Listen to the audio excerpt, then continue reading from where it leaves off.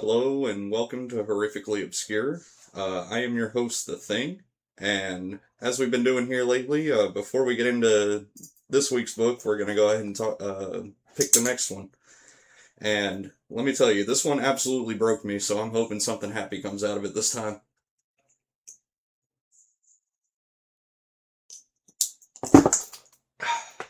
Fuck. Oh, right off the bat, hit one right away. Let's go.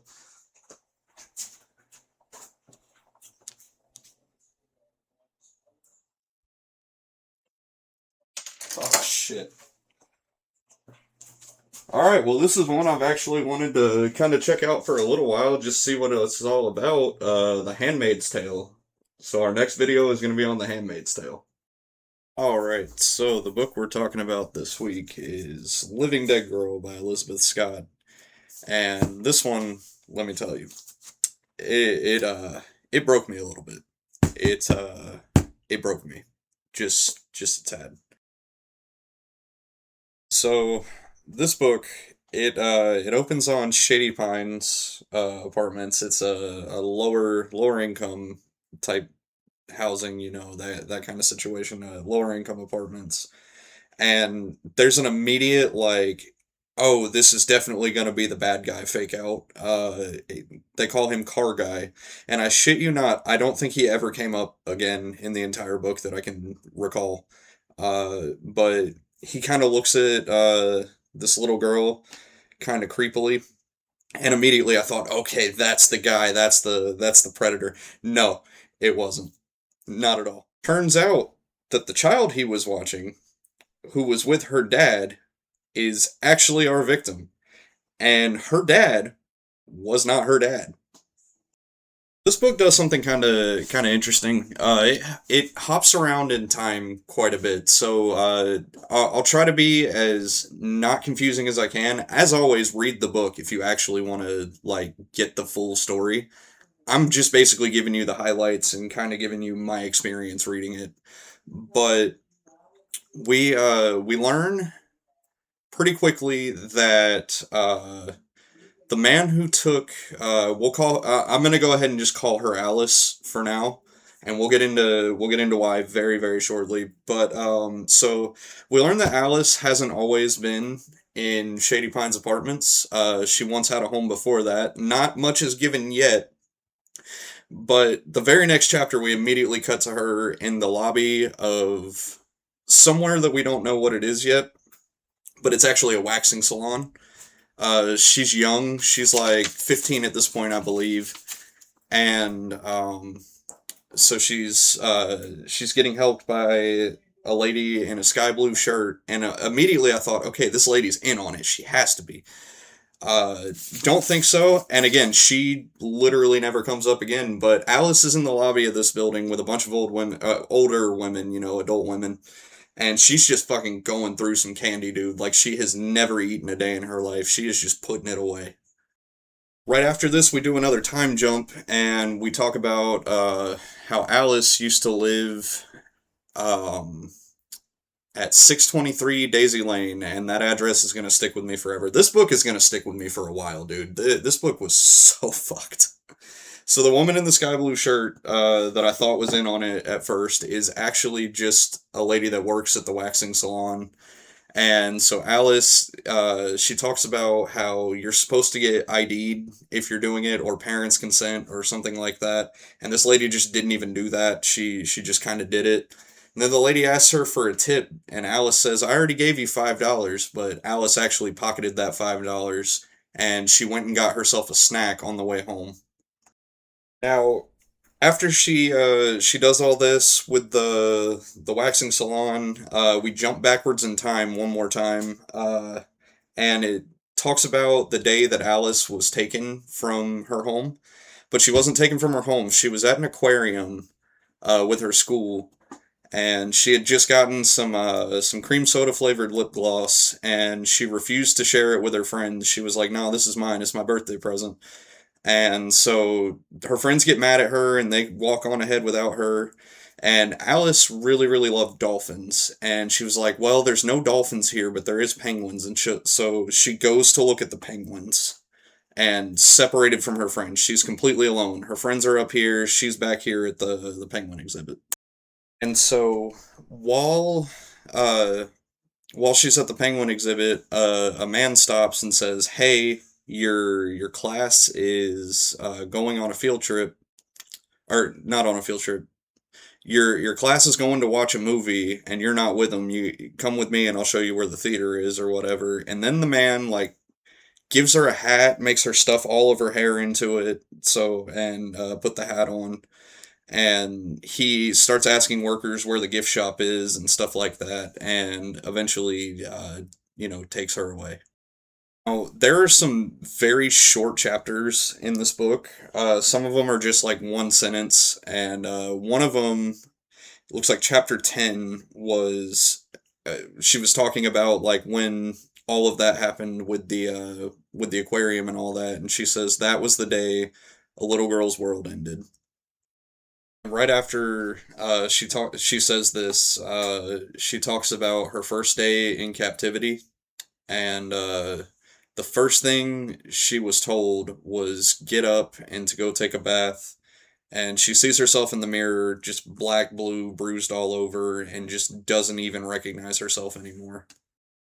Right after she shows up with her kidnapper Ray, he forces her to watch like the news coverage of her kidnapping and stuff like that, and her parents missing her.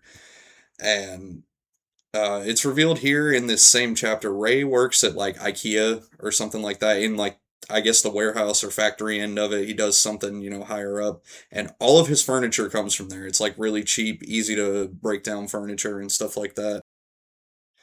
Not really like his job isn't important. Like it never really comes up much, but it just kind of shows like he's a normal guy and to the community anyway. Obviously, he's a sick fuck, but like, yeah. And when Alice gets home, she and like comments on the furniture and stuff like that. She doesn't actually tell him this. She's just monologuing about the furniture and all of that. Ray, her kidnapper, is waiting for her, and she tells him, "Hey, I'm sorry. On my way home, the bus broke down." And this man literally pulls out his phone and calls the bus company to confirm that, and he says, "Thank you for not lying to me. You know what happens when you lie to me." And just dude, it this book, not only is it infuriating, it's like it's soul damaging, dude. This book was so draining. This is the first time, not for Alice, but the first time for the reader that Ray first threatens Alice's old family. I'm tempted to use her real name. I'm going to save that for the end. I want you all to kind of get a grasp on what it was like reading this.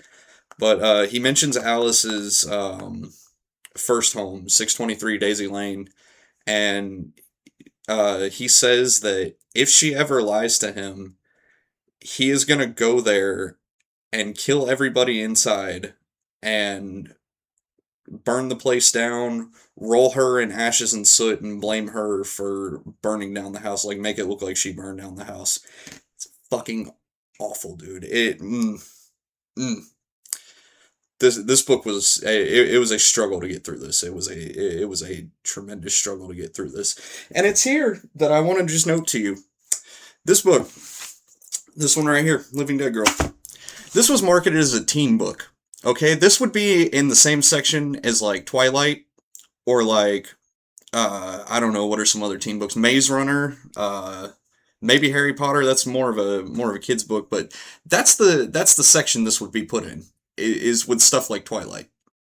It's in the same chapter too that we get a glimpse into why she ate so much candy. All this man gives her to eat is yogurt, and his reasoning for it is, despite her being a growing girl, he wants to keep her under 100 pounds because he wants her to keep being a little girl. It's fucked, dude. It's so fucked. This book is infuriating. So, we learn in the next chapter that Ray takes her to church every Sunday, and that when she was about 13 or so, I think she said. So a couple years before the story is happening.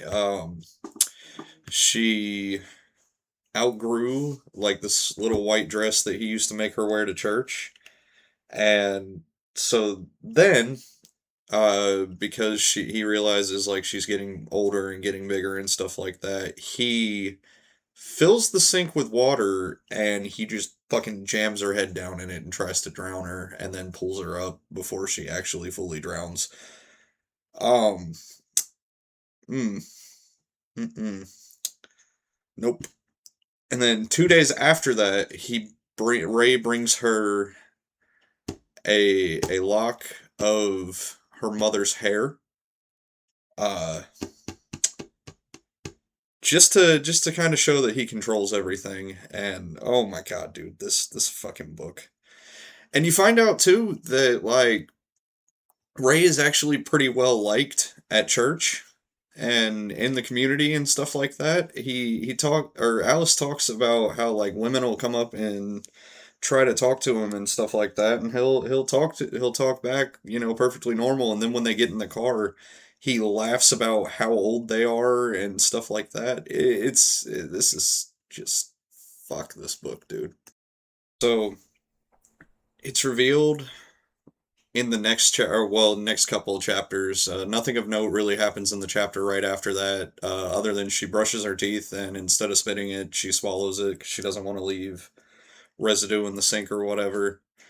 Um, and two, she's doing it partially because she says it's toxic in kids and stuff like that. So I feel like it's a passive, do something bad for me to kill me slowly kind of thing. But it's revealed in the chapter after that that there was an Alice before Alice. Like he had another victim right before that. And when the last Alice turned 15, Ray took her home and killed her in a lake that was like, or killed her and threw her body in a lake that was like 2 miles away from her house, like very, very close to her house, the old Alice's house. And Ray tells her, current Alice, that if she's good, that won't happen to her. And oh man, this book, I had to take many, many breaks reading. So Ray, so Alice, she's teen girl, and she is being forced by Ray to take pills uh that stop. One of them stops her period, and one of them stops her from getting acne. And the reason he made her start taking the pills that stop her period is because the one time she got it, Ray was disgusted or whatever like that, and he tied her to a chair for a week until she was done bleeding. And when some of the blood got on the carpet, he like savagely beat her and made her scrub it and all that, and talked about how disgusting it was. This book makes me want to fucking throw things. Okay, I literally, I in the middle of reading it, I went on TikTok live and just went on a rant about how much I hate people for about like 15 minutes to an audience of like one guy who was probably terrified as I was doing so. You find out in the next chapter, or maybe one right after that. Some of these chapters I didn't even really take any note on because they were so short, and sometimes it was just rambling. And I say rambling, like monologuing, I guess. And while it pushed the story forward, there wasn't really much of note, if that makes sense. But you find out that Ray kidnapped the last Alice when he was 19, and I'm assuming because he was that young, it was the first Alice, uh, first victim or whatever. Um, but yeah, and so she knew that, and she was watching, Springer or Maury or one of those, like a daytime talk show while Ray was at work. And she kind of monologues for a bit about how like people blame the victim all the time. Why didn't you just leave? why didn't you tell somebody? And then she brings up again Daisy Lane, like, you know, he knows where my family is, and he's gonna do awful things to my family. And dude, it just kind of gave me this fucking just gut feeling of hopelessness while she was like talking about that. Man, this fucking book, dude. So, Ray comes home after, you know, she watches Springer, and she watched like a soap opera and says she wished she lived in one and stuff like that. Then Ray comes home and some judge show comes on, and they're watching the judge show, and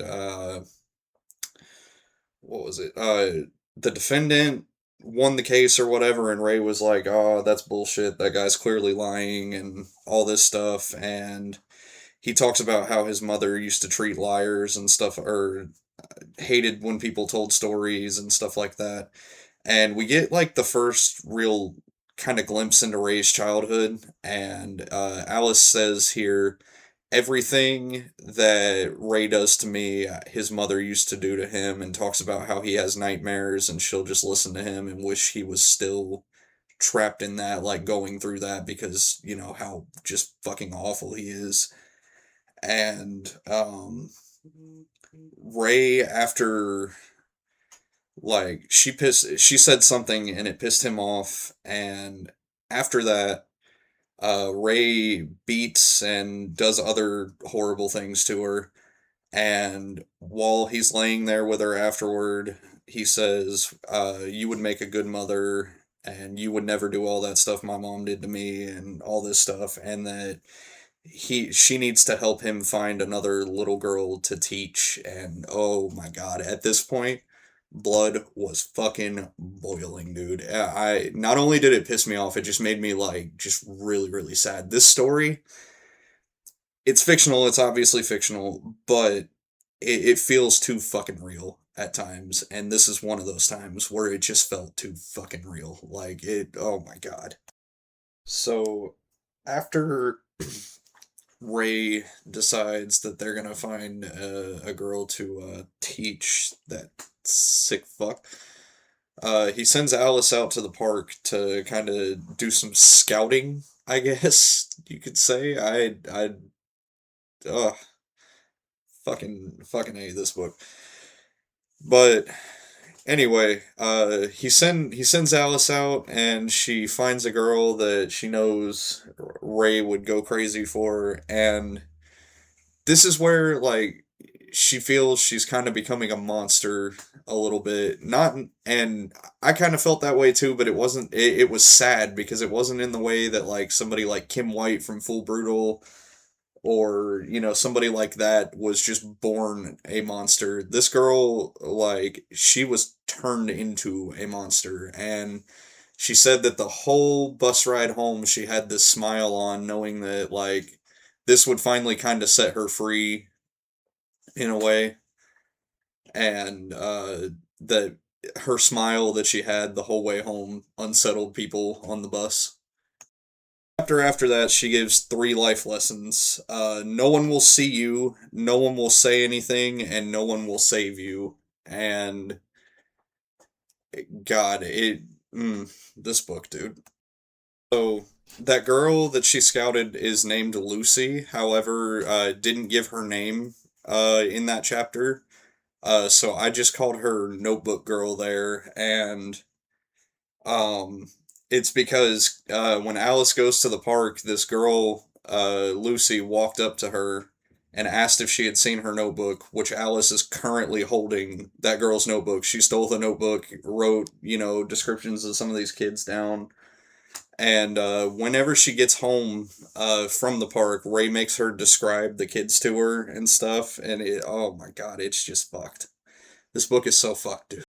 Now, with these three life lessons she gave, the very next chapter, she describes the first time that she tried to escape. She left the Shady Pines apartments and went across the street to a gas station. And instead of like being like, "Hey, why are you out so late?" to this 10-year-old girl, the clerk was like, "Hey, we don't let anybody in here without shoes, kids included." And she was like, "Hey, are you the one on pump 8?" And then Ray comes in and grabs her and is like, yeah, that's my daughter or whatever, and paid for gas and like, oh, and then he, not for the first time, but like one of the earlier times, threatens her family for, the tells her what she's gonna or what he's gonna do to them and all that. And oh my god, dude, it's heartbreaking. That was the ending of this book is super heartbreaking, but this was one of the most heartbreaking points in the book for me. Like it was really really hard to sit through that chapter. Just oh man, this book is so depressing. Like it's fucked, but it's super super depressing. Just so depressing. So the next chapter, she or the next day, I guess, she doesn't go to the park. She does Ray's laundry, and she finds like $1 in quarters, and she mentions that in Shady Pines, like in their building or whatever, there is a vending machine, but she's scared to use it because Ray talks to the neighbors, and she talks about like some of her earlier memories, some of the other people that lived there. There was like an old lady who would like call everybody disgusting and all this stuff that Ray said he really didn't like. And um, there was a family that had some kids, and it was like a single mom who didn't really watch her kids that closely, which, not saying anything about that, but um, so these kids would go spend a lot of their what should have been their school days playing in the laundry room, and Alice would like twist their arms and like pinch them until they would bring her cookies and snacks and stuff. And she said she really didn't care because she just wanted to eat. And she said she stopped doing that and she felt really bad when the two kids would flinch at the sight of her. And then after she does the laundry and kind of cleans up the house a little bit, she goes back to the park and she meets a boy named Jake while she is scouting these kids for Ray. And Jake turns out to be Lucy's brother, and he is a pillhead. And she talks here about how just to piss Ray off one time, she was going to the bathroom while waiting at the pharmacy with Ray, and she does some stuff with a boy, and Ray finds out, and she was hoping that he would kill her, but he doesn't. He just beats the shit out of her. And she does the same thing with this boy, Jake, while he's high on pills, and takes her to her car. And this is where you find out that that's his sister and all that. Going a little bit out of order there because I can't remember what order it actually happens in the book, but it's all in the same chapter that it talks about all of this.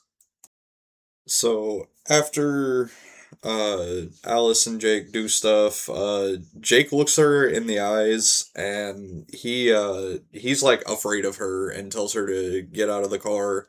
And so she does, and she goes home. And when she goes home, Ray kind of figures out that she's done some stuff, and he savagely beats her.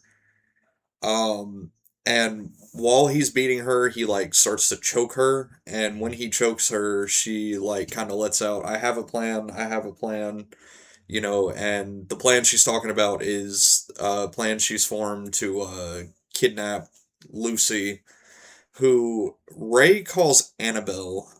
Unlike the previous two girls, including the current one, who he's called Alice, he calls this one Annabelle. Don't really know why. It doesn't really give much of a reason for it, like at all throughout the whole book that I can recall.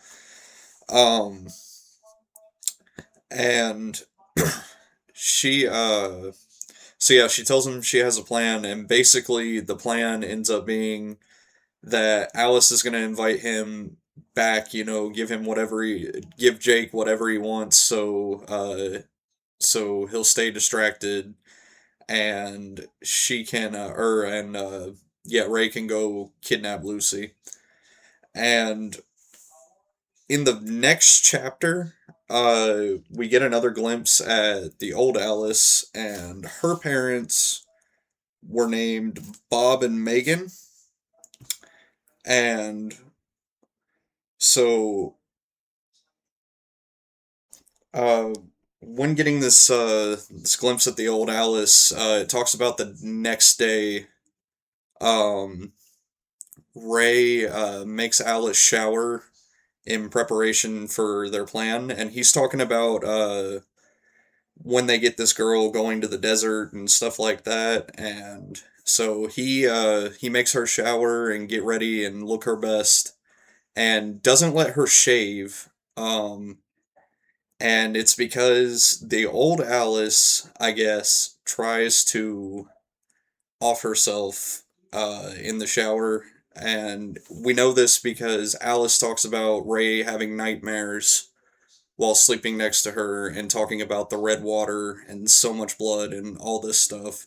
So it's believed that's what happened, but Ray is also a fucking maniac, so we don't know if he did something to her or if she tried to do something to herself. But regardless, Ray doesn't let her shower, or doesn't let her shave in the shower.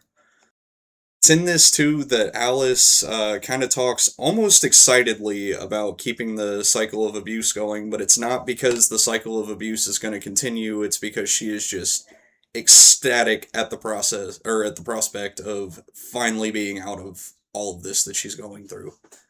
And she believes that with the new girl around, Ray will leave her alone or kill her and it will finally be over. So, Ray kind of runs through the plan with Alice again. You know, she'll keep Jake distracted so he can go get the girl. And when they're running through the plan, Ray gives her a newspaper clipping of her old family.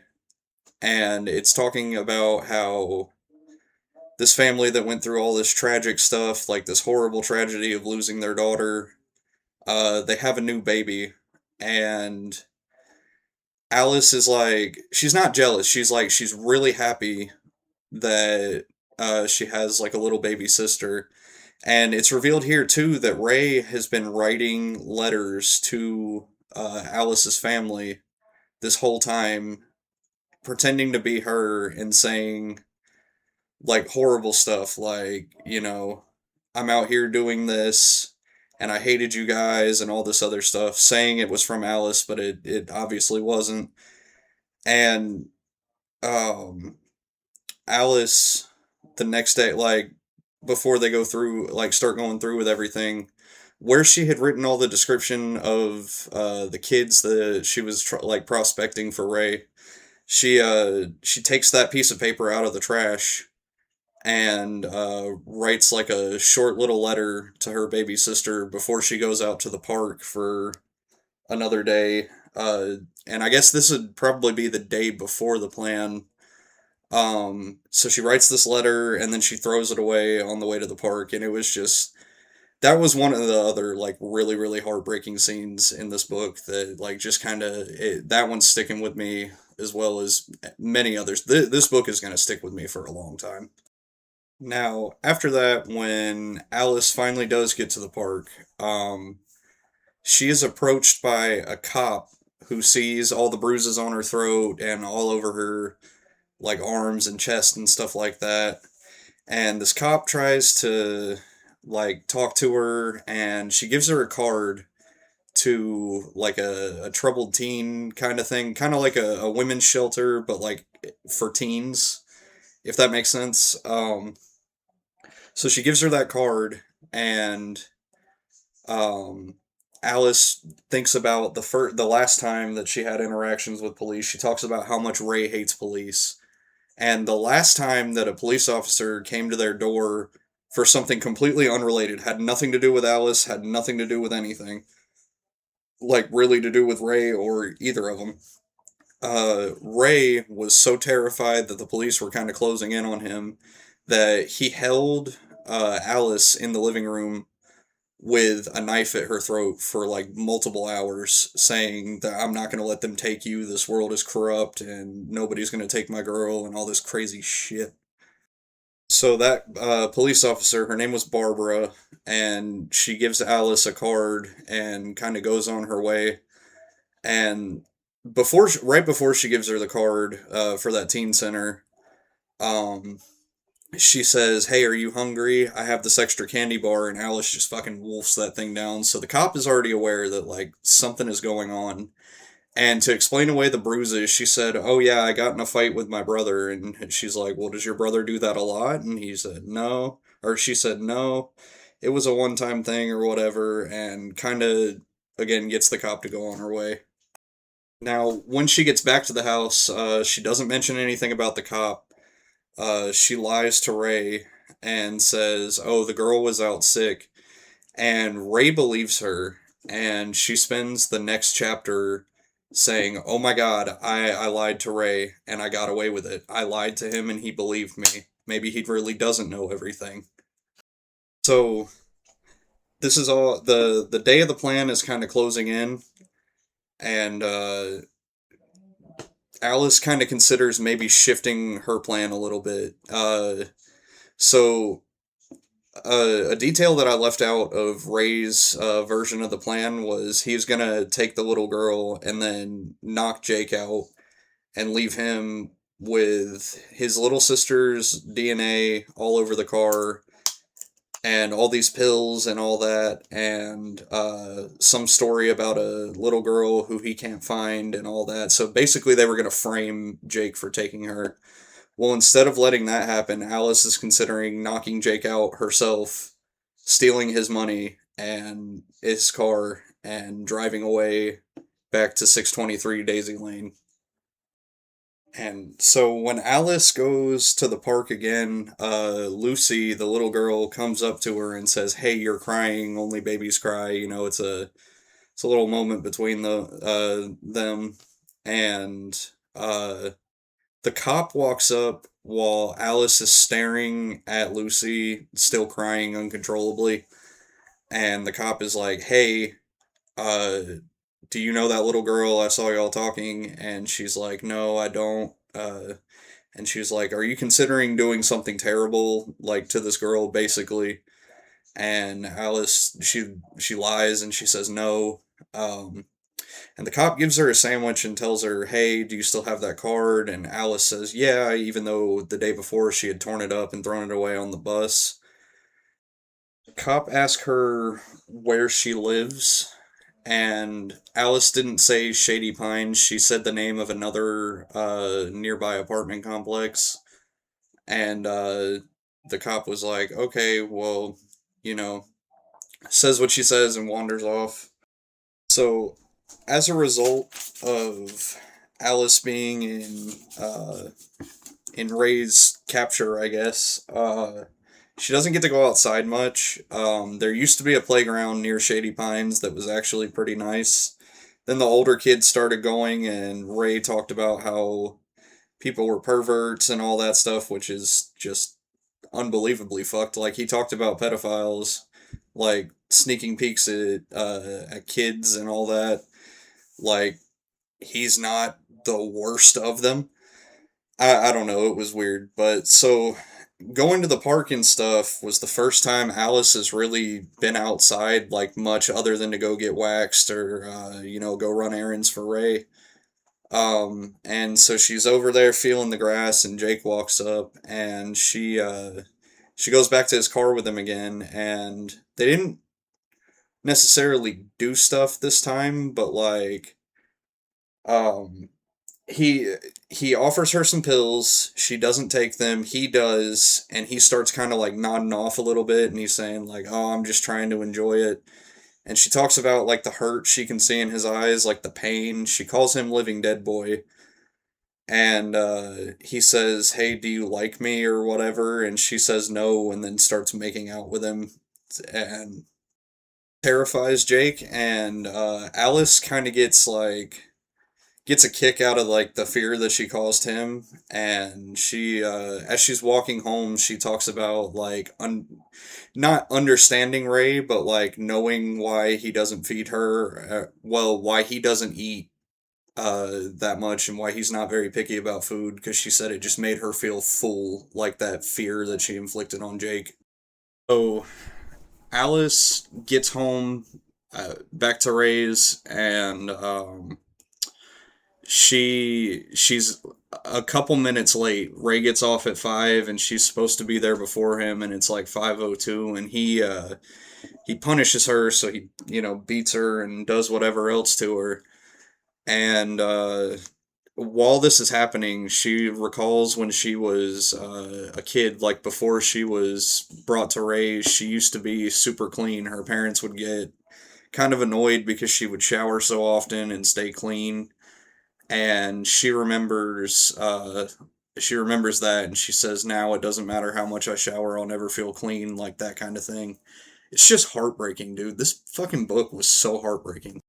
So Alice Alice recalls a time when she was younger, and she tried to escape. Like, I guess it was probably the first time she tried to escape. Ray drove her all the way to her old house, uh, which I believe she said it's about. Ray says it's like 4 hours away. So like he drove her very very far just to do this. He drove her all the way there and reminded her what would happen if she left him and all that, and savagely beat her, like, on the side of the road or whatever, and said, I'll do this to them if you try to leave me.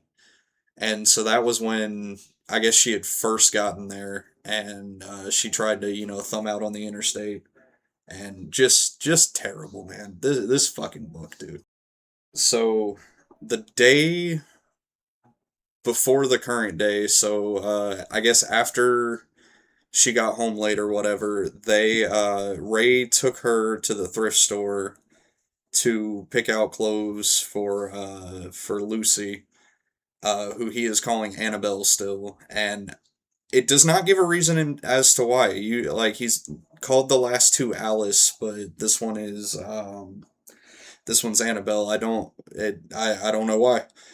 Um, but they bought what would be Annabelle or Lucy's new clothes whenever they take her. So, like I said, this book jumps around in time a lot. So the next chapter is about that day that she tried to go thumb out on the interstate, and Ray kind of like parts his hair like that and reveals like scars on his head right there from where his hair would get messy, and his mom would like like brush the tangles out and cut his hair and do all kinds of stuff, and it was bad enough to leave scars. So this was one of the most horrifying scenes in this entire book. So Alice waits in the house for just a little bit while Ray goes to the park, and they're gonna meet up there and execute the plan. Well, um, Ray had been planning all day, like where to take their new victim and stuff. He had maps out all over the place, and she starts imagining like what the future is going to be like with Ray and this new girl if she gets to live. And she remembers, hey, I'm gonna take Jake's car and I'm gonna leave. Like she had forgotten about it. She got beat and wasn't thinking about it, and so she goes to the park and she's gonna distract Jake, but then actually take his car and go. But before she does that, she goes down to the laundry room and she finds a pile of clothes that an old man has left there. And she finds a 50 in his pocket, and she takes it and goes across the street to a burger joint. And she eats a good meal for the first time in like ever. All this man's been feeding her is yogurt, and she scrounges around in the trash for whatever else she can find when he's gone. And so she gets to the park, and she looks over to the swings where Lucy usually is, but she doesn't see Lucy. She sees Ray sitting on the swing talking to Barbara, the cop. When I read that, my heart like fucking sank because I knew something horrible was about to happen. And Barbara talks to Alice and she's like, "Hey, you look healthier today than you have in a while," because she had just eaten a good meal, you know. And so they're, yeah, so she's talking to Ray, and Ray is just playing it completely cool, but Alice can tell something really bad is going to happen afterward. This was like the most tense I felt reading a scene in a book pretty much ever. I don't think I've ever felt anything like that reading a book. While Ray is talking to this cop, I guess they were kind of flirty before that or whatever, and she says, "All right, I'll let you walk me to my squad car now," or, something like that. And Ray takes her up on that, and Jake shows up at the park again, and he's like, "Hey, that old guy over there is staring at you. Why is he staring at you like that? He looks like super angry." And she says, "Yeah, he's my boyfriend or whatever." Well, right when Jake had walked up, she was like yelling to herself, but she didn't realize she was saying any of this out loud. So he hears her, talking about how she's sorry and she loves him and all that stuff, like talking about Ray. She thinks it's all happening in her head, but Jake hears it, and he's like, and then he notices, this old guy is fucking staring at us. And so they go back to his car or whatever. And so Jake says, "I'll save you," and she just keeps saying, "Meet me here tonight, please, please bring your little sister and meet me here tonight." And he's like, "I'll save you, I'll save you." And so Jake agrees, and Alice goes back home. And when she gets home, Ray is waiting there, and he's surprisingly calm. Now, he was planning on snatching this girl, and they were going to leave completely. They were never coming back to Shady Pines. They were just going to pack up everything and just go. I guess leave all the furniture around. He's got just, cheap IKEA furniture or whatever.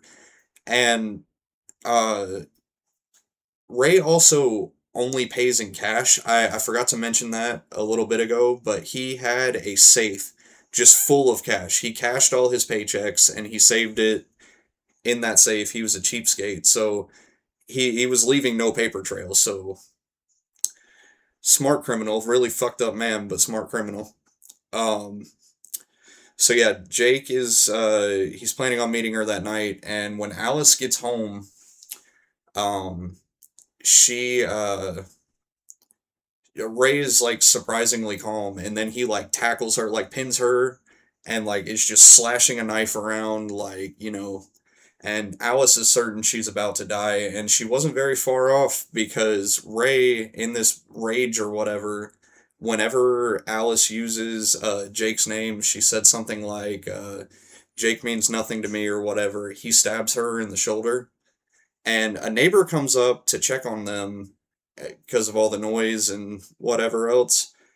And Ray says, "Oh yeah, my daughter," talking about Alice, "cut her finger making a salad, and we called the ambulance already, but you know how traffic is. I'm just gonna go ahead and take her myself."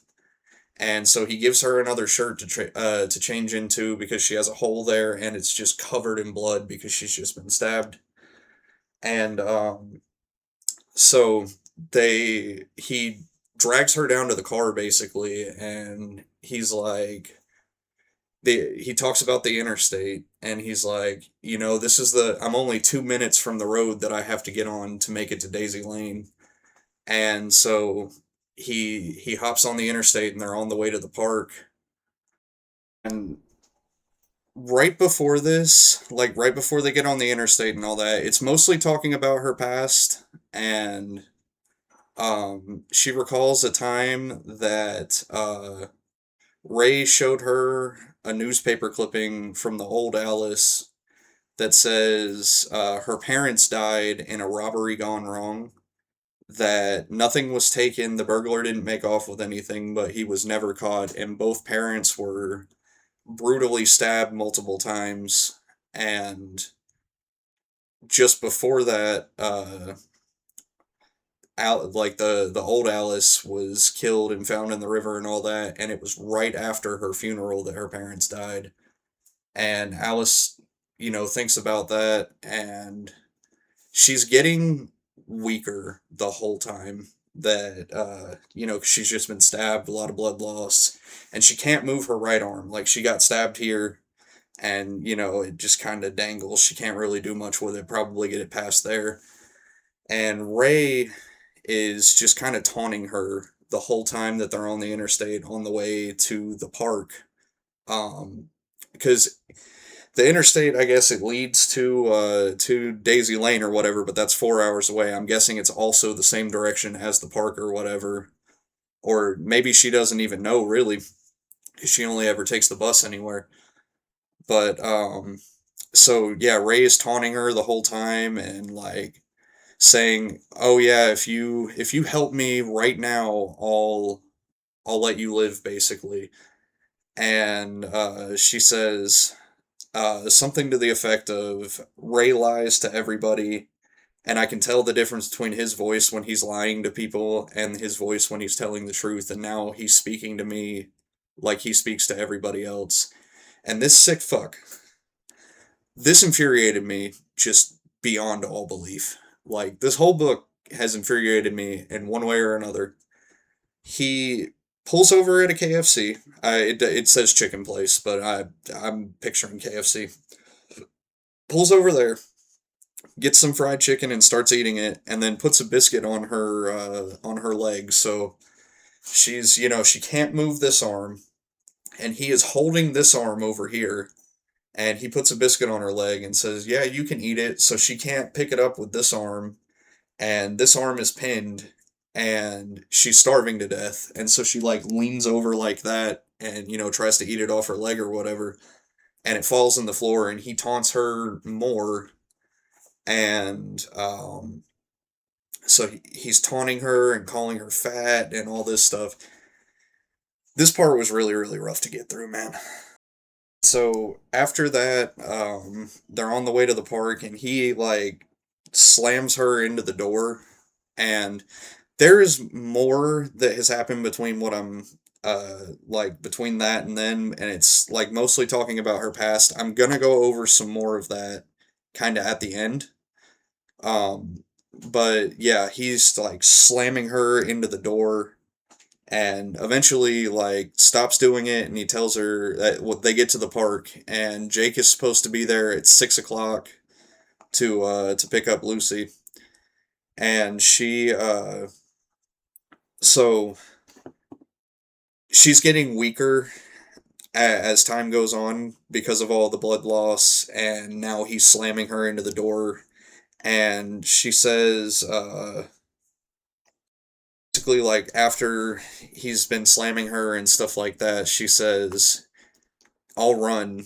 You know, she found like her little last minute of courage, and he slaps her so hard that like she feels her teeth loosen and her mouth start to bleed and stuff. And so they finally get to the park, and he like basically has to push her out the door. She's so weak, she can't move her arm to open the door.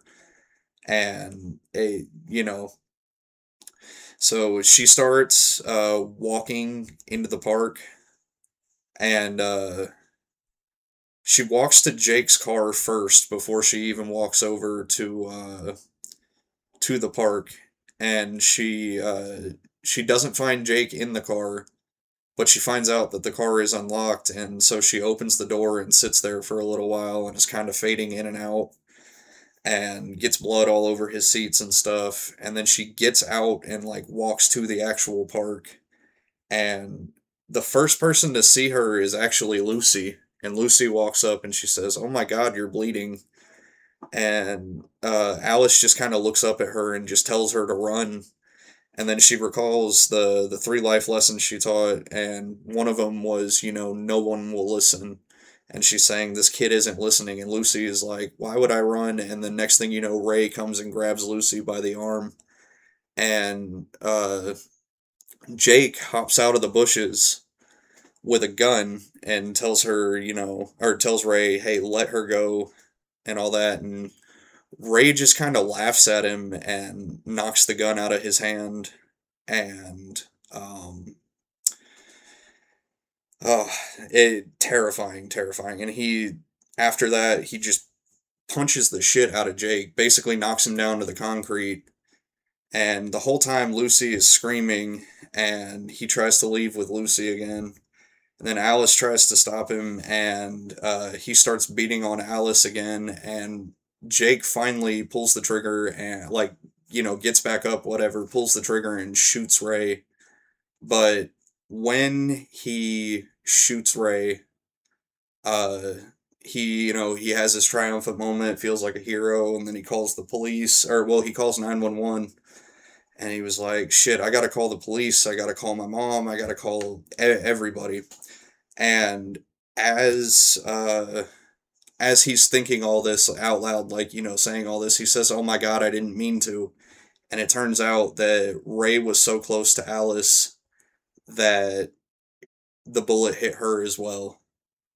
And as Alice is kind of fading out from life, she says, "I no longer need to close my eyes to dream." And he says, one of the last things she says is, "I remember who I am.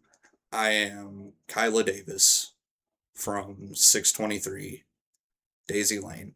And the last line of this book will probably haunt me forever. And that is Alice saying, "I am free."